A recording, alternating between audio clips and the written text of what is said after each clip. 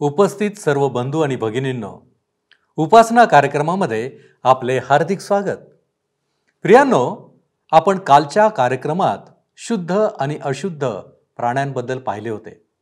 याच मुद्द्याला धरून आज आपण पुढील भाग पाहत असताना अशुद्धता आणखी कोणत्या प्रकारे येते आणि त्यासाठी काय करावे किंवा कशा प्रकारे अशुची राहावे याबद्दल पाहणार आहोत.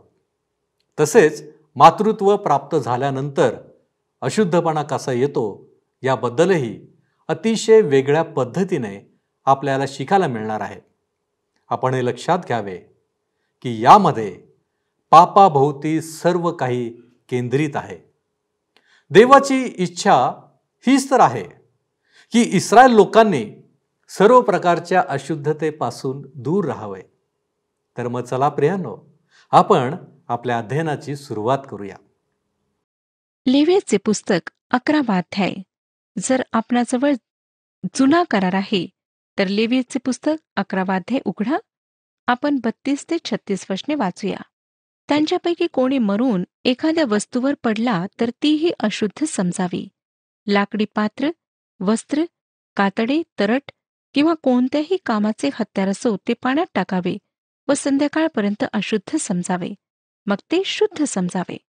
त्यांच्यापैकी एखादा मातीच्या पात्रात पडला तर त्या पात्रात जे काही असेल ते अशुद्ध समजावे व ते पात्र फोडून टाकावे. त्या पात्रातील एखादा खाद्यपदार्थ पाण्याने भिजला असल्यास तो अशुद्ध समजावा आणि असल्या पात्रात काही पेय असेल तर तेही अशुद्ध समजावे. आणि त्यांच्या शवांचा एखादा भाग एखाद्या भट्टीवर किंवा चुलीवर पडला तर ती अशुद्ध समजून पाडून टाकावी.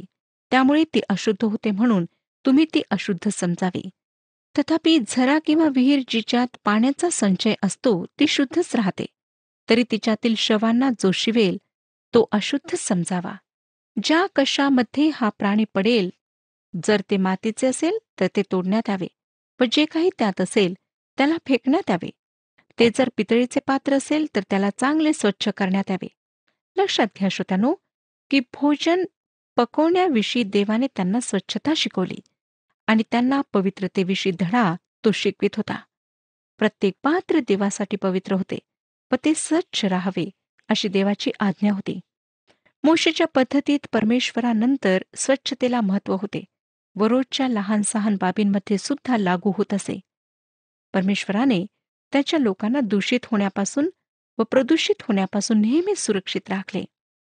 जर एखादे शव झरा किंवा तलावात पडले तर त्यातील पाणी शुद्ध राहे. हे किती विलक्षण आहे श्रोत्यानो की आमचा प्रभू येशू ख्रिस्त हा जिवंत पाण्याचा झरा आहे.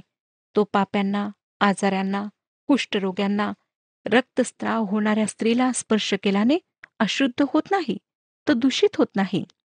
येशूने योहान कृष्णवर्तमान 4 अध्याय 14व्या वचनामध्ये म्हटले, परंतु मी देईन ते पाणी जो कोणी पेल त्याला कधीही तहान लागणार नाही.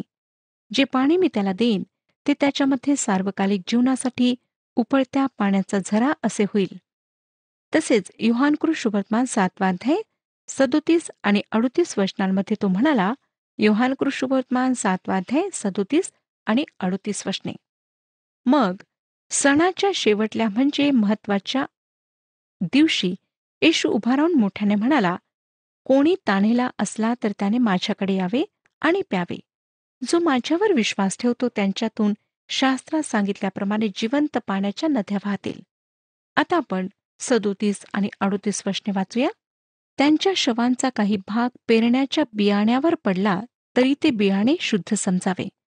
तथापि ते बियाणे पाण्याने भिजल्यानंतर त्या प्राण्यांच्या शवांचा काही भाग त्यावर पडला तर ते तुम्ही अशुद्ध समजावे.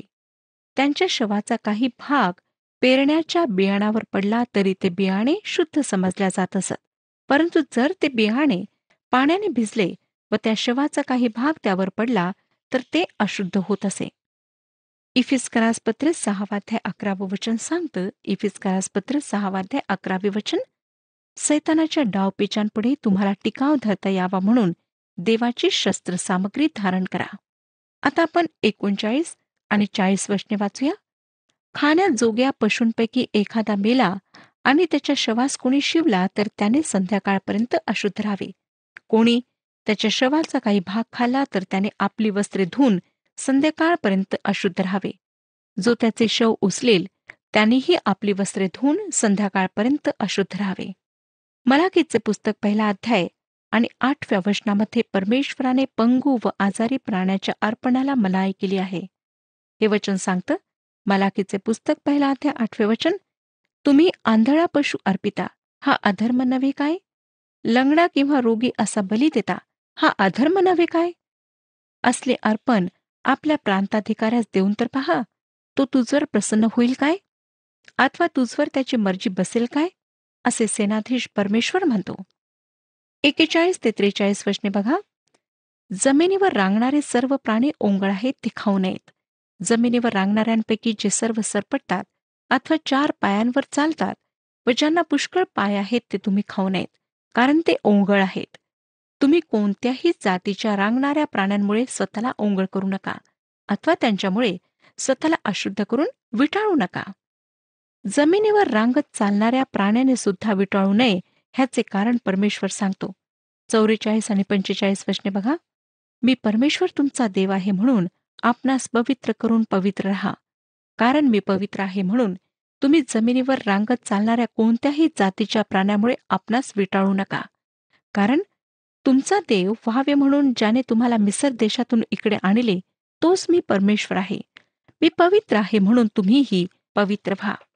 सर्व रांगणारे प्राणी श्रोतांनो, जे मानवाच्या पडलेल्या स्थितीचे प्रतिनिधित्व करतात ते अशुद्ध ठरविण्यात आलेत.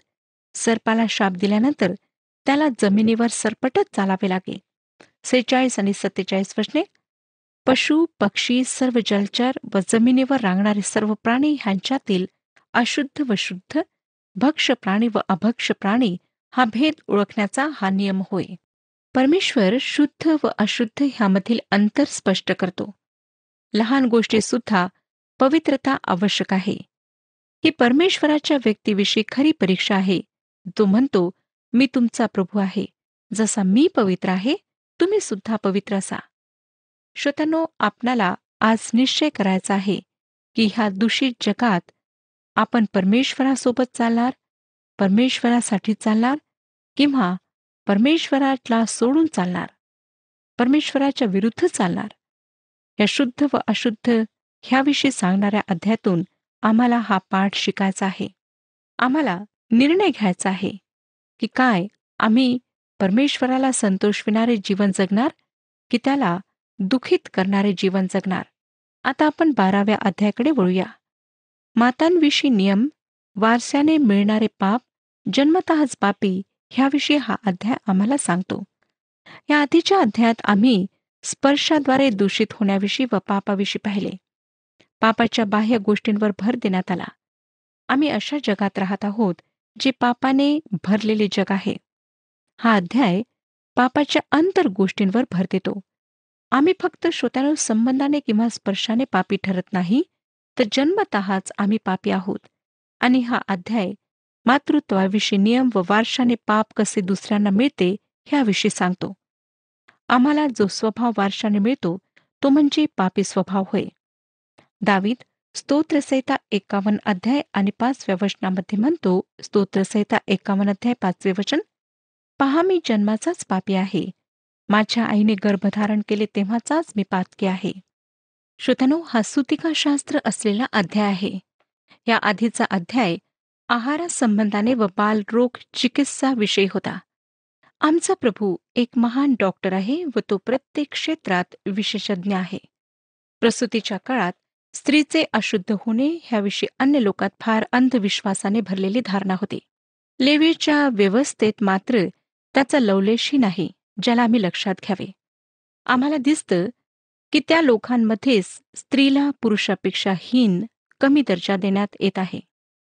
इस्रायल राष्ट्रांभोवती जे अन्य विश्वासाचे लोक होते त्यांच्या ज्या धारणा होत्या त्याच्या अगदी उलट स्त्रीत्वाविषयी व मातृत्वाविषयी उच्च दर्जा मोशेच्या पद्धतीत ठेवण्यात आला आहे. स्त्रीला हीन दर्जा देण्याची एकिंचितही कल्पना त्यात आढळत नाही. परमेश्वराने जे नियम लावून दिलेत त्यामध्ये भोजनाप्रमाणेच ह्या बाबतीत सुद्धा आरोग्याच्या दृष्टीने काही फायदे आहेत, लाभप्रद गोष्टी आहेत. परमेश्वर त्याच्या लोकांची शारीरिक दृष्टीने काळजी घेत होता व त्यासोबतच एक महान आत्मिक सत्य की आम्ही पापात जन्मलो आहोत हे त्यांना व आम्हाला शिकवित होता. मानवाच्या दुष्टपणाविषयीचा सिद्धांत आज पूर्णपणे नाकारण्यात आला आहे, परंतु मानव निश्चितच त्याचे प्रदर्शन करीत आहे. आम्हाला रोमकरासपत्र 5:12 वचनात सांगण्यात आले आहे, एका माणसाच्या द्वारे पाप जगात शिरले आणि पापाच्याद्वारे मरण शिरले आणि सर्वांनी पाप केल्यामुळे सर्व माणसांमध्ये अशा प्रकारे मरण शिरले.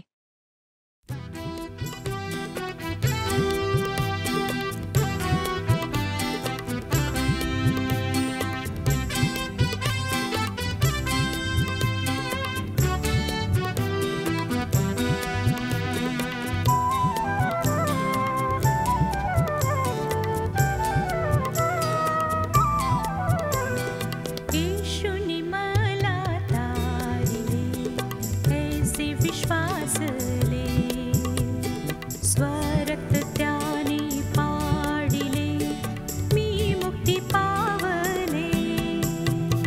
येशूने मला तारिले, ऐसे विश्वासले, स्वरक्त त्याने पाडिले, मी मुक्ती पावले.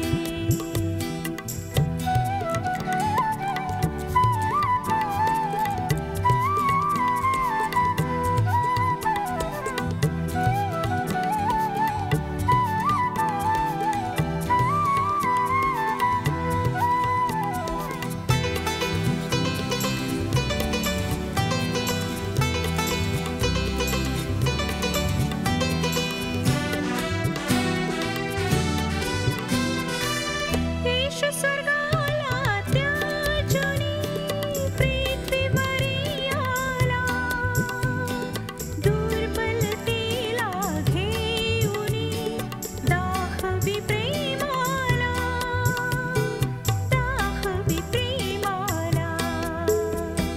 येशूने मला तारिले, ऐसे विश्वासले, स्वरक्त त्याने पाडिले, मी मुक्ती पावले.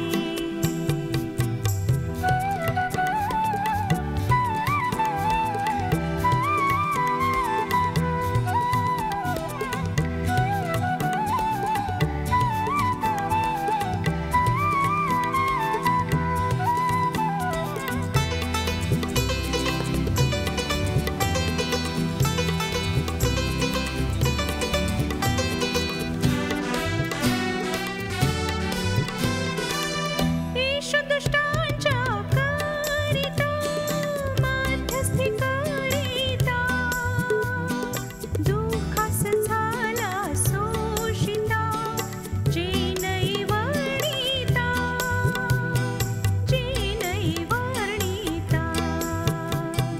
येशूने मला तारिले, ऐसे विश्वासले, स्वरक्त त्याने पाडिले, मी मुक्ती पावले.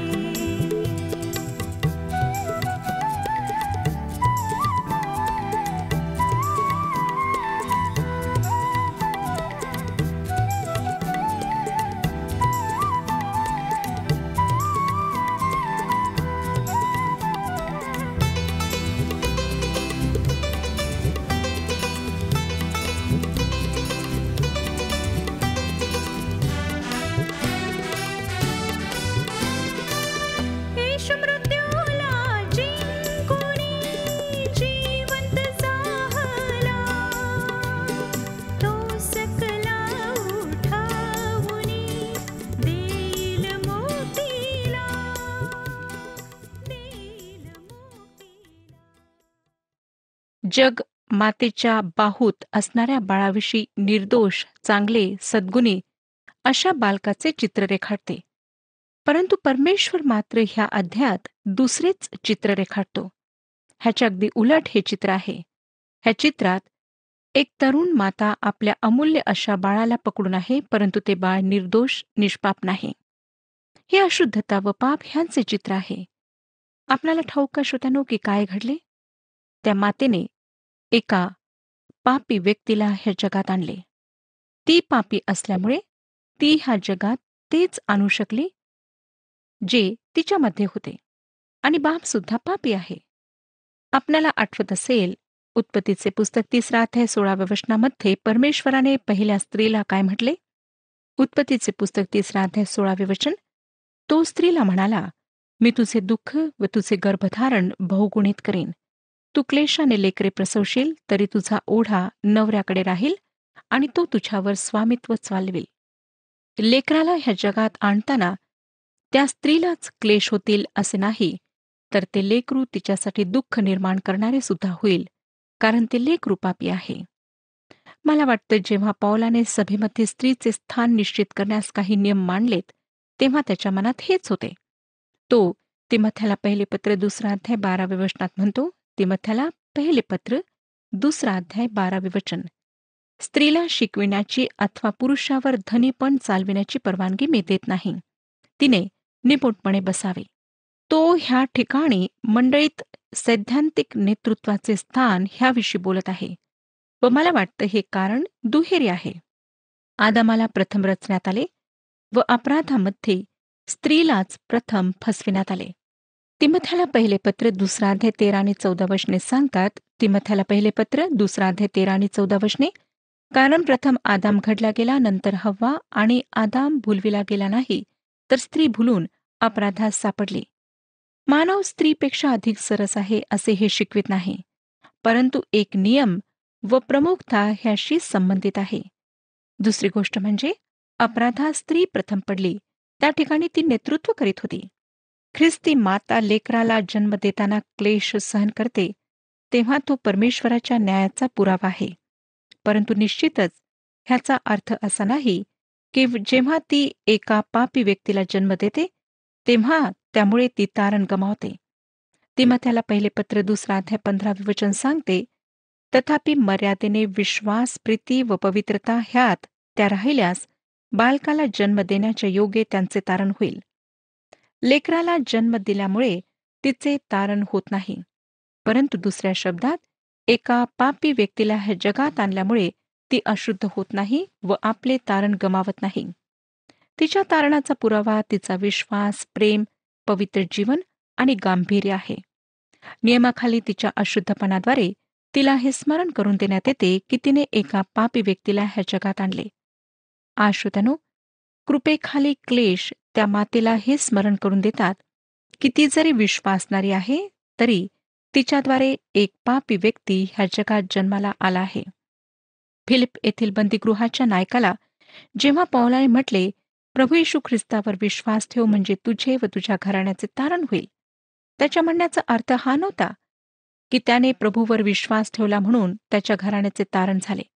नाही, त्याचा अर्थ असा होता की आपण विश्वासणारे आहात म्हणून आपल्या लेकरांचे तारण होणार. ह्या ठिकाणी बहुधा लोक एक दुसरा प्रश्न विचारतात, माझे लेकरू एक पापी म्हणून जन्माला आले व लहानपणीच त्याचा मृत्यू झाला, तर ते एक पापी लेकरू आहे म्हणून काय त्याचे तारण होणार नाही? नाही श्रोतांनो, आदामात सर्व मरतात आणि हेच कारण आहे की ते लहान बाळ मेले, परंतु प्रभू येशूने त्याविषयी म्हटले, मत्ते कृष्णवर्तमान 18 अध्याय 10व्या वचनात, सांभाळा, ह्या लहानातील एकालाही तुच्छ मानू नका, कारण मी तुम्हाला सांगतो, स्वर्गात त्यांचे दिव्य दूत माझ्या स्वर्गातील पित्याचे मुख नित्य पाहतात. स्वर्गदूत हा शब्द आत्मे असा भाषांतरित व्हायला हवा. त्यांचे आत्मे माझ्या पित्याचे मुख नित्य पाहतात. दुसऱ्या शब्दात, जेव्हा लहान बाळ मरते तेव्हा त्याचा आत्मा सरळ पित्याजवळ पोहोचतो. का? कारण ख्रिस्त ह्या पृथ्वीवर आला व पापांसाठी मरण पावला व ते लहान बाळ आपल्या पापांचा हिशोब देण्याच्या स्थितीपर्यंत पोहोचलेले नसते. ते बाळ त्या वयापर्यंत पोहोचताच त्याला ख्रिस्ताकरिता निर्णय घ्यावा लागतो. आता आपण पहिली 2 वचने वाचूया. 12 अध्याय पहिली 2 वचने. परमेश्वर मोशेला म्हणाला, इस्रायल लोकांना सांग, स्त्री गर्भवती होऊन तिला मुलगा झाल्यास तिने 7 दिवस अशुद्ध राहावे. ऋतुकाली जशी ती दूर बसते तशीच ती अशुद्ध समजावी. माता अशुद्ध ह्यासाठी होते कारण तिने एका पापी व्यक्तीला जगात आणले. जेव्हा केन जन्मला तेव्हा हवेला वाटले की तिने उद्धारकाला ह्या जगात आणले, परंतु तिने फक्त एका पापी व्यक्तीला ह्या जगात आणले, जो पहिला खुनी होता. आता हा लेवीमधील विधी तिला हे स्मरण करून देत होता की त्या हव्वेने ज्या प्रकारच्या लेकराला ह्या जगात आणले, त्याच प्रकारच्या लेकराला त्या आणीत आहेत. त्या चांगले करू शकत नाहीत, फक्त पाप करू शकतात. श्रोत्यानो, स्त्रीचे अशुद्धपण 2 समयात विभागले गेले आहे. पहिला समय 7 दिवसांचा होता. पुढच्या वचनात आम्ही पाहणार आहोत की मुलाची 8व्या दिवशी सुंता करण्यात येत असे. सुंतेचे चिन्ह अब्रामाला देण्यात आले होते. मला कल्पना आहे की मातेची अशुद्धता व आजचे माता व शिशु ह्याविषयीचे मत ह्यामध्ये विरोध आहे. परंतु आम्ही ह्यावर भर द्यायला हवा की जी लेकरे आम्ही ह्या जगात आणतो ती लेकरे पापी आहेत. ते अनुशासनात राहणार नाहीत, ते क्रांतिकारक राहतील. ते नवीन नैतिकतेचा स्वीकार करतील, जे जुन्या पद्धतीचे पाप आहे. जीवनाचे संपूर्ण संतुलनच चुकीच्या तत्वांवर आधारलेले आहे. आम्हाला देवाच्या वचनांच्या आधारे लेकरांचे पालनपोषण करायचे आहे, बाजारात मिळणाऱ्या पुस्तकांच्या आधारे नाही. 3 आणि 4 वचन, 8व्या दिवशी त्या मुलाची सुंता करावी. नंतर त्या स्त्रीने आपल्या रक्तस्रावापासून शुद्ध होण्यासाठी 33 दिवस कंठावे. तिची शुद्धी होण्याची मुदत पुरी होईपर्यंत तिने कोणत्याही पवित्र वस्तूला स्पर्श करू नये व पवित्र स्थानात जाऊ नये. आधीच सांगितल्याप्रमाणे श्रोत्यानो, स्त्रीचा अशुद्ध राहण्याचा समय 2 समयात विभागला गेला होता. पहिला 7 दिवस आणि नंतर मुलगा असेल तर त्याची सुंता 8व्या दिवशी होत असे. इस्रायली म्हणून जन्मला म्हणून त्याचा करारात प्रवेश होत नसे. सुंता झाल्याशिवाय त्याचा त्या करारात प्रवेश होत नसे. प्रत्येक इस्रायली प्रथम आदामाचा पुत्र आहे आणि तो कराराच्या बाहेर आहे. हेच पौल रोमकरास पत्र 9 अध्याय 6 आणि 7 वचनात लिहिताना म्हणतो. तो म्हणतो, तरी देवाचे वचन व्यर्थ झाले असे नाही, कारण इस्रायल वंशातले ते सर्व इस्रायल आहेत असे नाही, आणि ते अब्रामाचे संतान आहेत म्हणून ते सर्व त्याची मुले आहेत असे नाही, तर इझाकाच्याच वंशाला तुझे संतान म्हणतील. नैसर्गिक जन्म कुठल्याही व्यक्तीचा देवाशी संबंध जुळवत नाही. नैसर्गिक जन्म मानवाला देवापासून अलग करतो. परमेश्वराला आम्हाला काहीच द्यायचे नाही. त्याने आपल्या कृपेने स्वतःच्या पुत्राला आमच्याकरिता पाठवले. दुसरा समय 33 दिवसांचा होता, म्हणजे पूर्ण समय मातेच्या अशुद्धतेचा. पूर्ण समय 40 दिवसांचा. ह्याद्वारे ही वास्तविकता स्पष्ट होते की सुंतेच्या विधीमध्ये शुद्ध होण्याचा अर्थ समाविष्ट आहे. येशूची सुंता 8व्या दिवशी झाली हे लक्षात घेणे फार मनोवेधक आहे. त्यानंतर त्याला मरियेचे शुद्ध होण्याचे दिवस पूर्ण झाल्यानंतर मोशेच्या नियमाप्रमाणे मंदिरात आणण्यात आले. लूक शुभवर्तमान 2 अध्याय 21 ते 23 वचने ह्याविषयी आम्हाला सांगतात. जरी मरियेने पापरहित तारणाऱ्याला ह्या जगात आणले तरी ती इतरांप्रमाणे अशुद्ध होती. मोशेचे नियमशास्त्र पूर्ण करण्यास येशूची सुंता झाली. तो नियमशास्त्राला समाप्त करण्यास नाही तर पूर्ण करण्यास आला. तो नियमशास्त्राखाली जन्मला, त्यामुळे तो त्याच्या लोकांशी मिसळू शकला. मुलीच्या जन्मानंतर मातेची शुद्धता आता पुढच्या वचनामध्ये आम्हाला वाचायला मिळते. 5वं वचन वाचूया. तिला मुलगी झाल्यास ऋतुकाली जशी ती दूर बसते तसेच तिने 14 दिवस अशुद्ध राहावे आणि आपल्या रक्तस्रावापासून शुद्ध होण्यासाठी 66 दिवस कंठावे.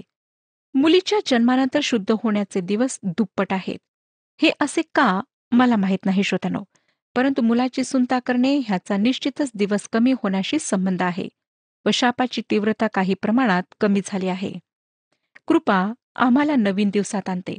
गलतीकारास पत्र 3 अध्याय 27 ते 29 वचने सांगतात, कारण तुम्हामधील जितक्यांचा ख्रिस्तामध्ये बाप्तिस्मा झाला आहे तितक्यांनी ख्रिस्ताला परिधान केले आहे. यहुदी व हेलेनी, गुलाम व स्वतंत्र, पुरुष व स्त्री हा भेदच नाही, कारण तुम्ही सर्वजण ख्रिस्त येशूच्या ठायी एकच आहात. आणि तुम्ही जर ख्रिस्ताचे आहात तर अब्रामाचे संतान आणि अभिवचनाच्या द्वारा वारिस आहात. आता प्रायश्चिताचे अर्पण आणण्याद्वारे मातेचे शुद्धीकरण 6 ते 8 वचने सांगतात. तिला मुलगा किंवा मुलगी झाल्यावर तिची शुद्धी होण्याची मुदत पुरी झाली, म्हणजे तिने होमार्पणासाठी 1 वर्षाचा मेंढा आणि पापार्पणासाठी पारव्याचे पिलू किंवा होला दर्शन मंडपाच्या दारापाशी याजकाकडे घेऊन जावे. मग याचकाने ते परमेश्वरासमोर अर्पून तिच्यासाठी प्रायश्चित करावे, म्हणजे ती आपल्या रक्तस्रावापासून शुद्ध होईल. मुलगा किंवा मुलगी झालेल्या स्त्रीविषयीचा नियम हा, तिला मेंढा अर्पण्याची ऐपत नसेल तर तिने 2 होले अथवा पारव्याची 2 पिले, एक होमार्पणासाठी व दुसरे पापार्पणासाठी आणावी, आणि याचकाने तिच्यासाठी प्रायश्चित करावे, म्हणजे ती शुद्ध होईल. श्रोत्यानो, आज आम्ही फार भयंकर अशा जगात जगत आहोत, ज्याने सर्व सामर्थ्य परमेश्वराकडे पाठ फिरवले आहे व देवाचा न्याय ह्या जगावर येत आहे आणि भयंकर असा न्याय येणार आहे. सर्व लोक पापी आहेत व प्रत्येक व्यक्तीला देवाच्या तारणाऱ्या कृपेची आवश्यकता आहे. सर्व लोकांना त्यांच्या पापांची खंडणी भरून देण्यासाठी ख्रिस्ताच्या त्या सांडलेल्या रक्ताची गरज आहे. प्रभू येशू ख्रिस्त पापविरहित होता आणि जगाच्या पापांसाठी तो अर्पण झाला. तो देवाचा कोकरा आहे. आज सुद्धा तो प्रत्येक पापी व्यक्तीला पापांपासून मुक्त करण्याकरिता आणि पापांची क्षमा देण्याकरिता समर्थ आहे. आपण त्याच्याजवळ या आणि पापांची क्षमा प्राप्त करून सार्वकालिक जीवनाचे आश्वासन प्राप्त करून घ्या. परमेश्वर आपणा सर्वांस आशीर्वाद देव. हा कार्यक्रम आपणास आवडला काय? आता आम्हाला एक मिस कॉल करा आणि आपण पुढील विजेता होऊ शकता.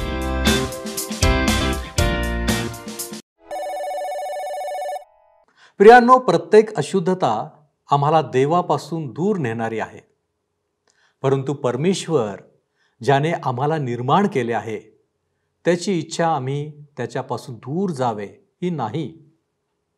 म्हणूनच त्याच्या प्रत्येक लेकराने अशुद्धतेपासून दूर राहावे यासाठी प्रयत्न देव सातत्याने करीत असतो. पण काय आम्हाला देखील वाटते की देव पवित्र आहे म्हणून, आणि आम्ही देखील पवित्र असावे म्हणून? कदाचित या सर्व गोष्टी आमच्या काळात किंवा आजच्या काळात आमच्यासाठी नाहीत. परंतु पापाचा बंदोबस्त करण्यासाठी आम्हाला शुद्ध आणि अशुद्ध यातील फरक कळलाच पाहिजे. तरच आम्हाला ख्रिस्ताने केलेले महान बलिदान समजू शकेल. देव करो आणि आम्हा सर्वांस तो सहाय्य करो. आपण प्रार्थना करू. आमच्यावरती प्रीती करणाऱ्या आमच्या महान प्रेमळ परमेश्वरा, जो तू सदैव आमच्या बरोबर आहेस, आणि प्रभूजी आम्ही तू नेमून दिलेल्या मार्गाने चालावं ही तुझी इच्छाच आहे. आणि म्हणूनच प्रभूजी तुझ्या वचनांच्या द्वारे तू आम्हाला योग्य मार्ग, अयोग्य मार्ग, शुद्धता, अशुद्धता या सगळ्या गोष्टींबद्दल सांगत असतो. होय प्रभूजी, या जगामध्ये आम्ही जगत असताना, होय प्रभूजी, सर्व गोष्टी आमच्या विरोधामध्ये आहेत. भ्रष्टता आहे, चोऱ्या आहेत, लांडी लबाडी आहे. होय प्रभूजी, आणि म्हणूनच प्रभूजी या गर्तेमध्ये आम्ही फसू नये ही जी तुझी इच्छा आहे. आणि म्हणून परमेश्वरा, तुझ्या मार्गांवरती चालण्यासाठी तो आम्हाला शक्ती दे, तो आम्हाला सहाय्य कर. आमची खात्री आहे प्रभूजी, तुझ्या वचनाप्रमाणे तू कधी सोडत नाहीस, कधी टाकत देखील नाहीस. आजही तू आमच्यावरती कृपा करतोस. आम्ही तुझ्या आभारी आहोत. येशू ख्रिस्त आमचा प्रभू याच्या द्वारे मागतो म्हणून तो ऐक. आमेन. आत्म्याच्या सामर्थ्याने जगा आणि आत्म्याच्या प्रेरणेने चाला. प्रभू आपणास सहाय्य करो.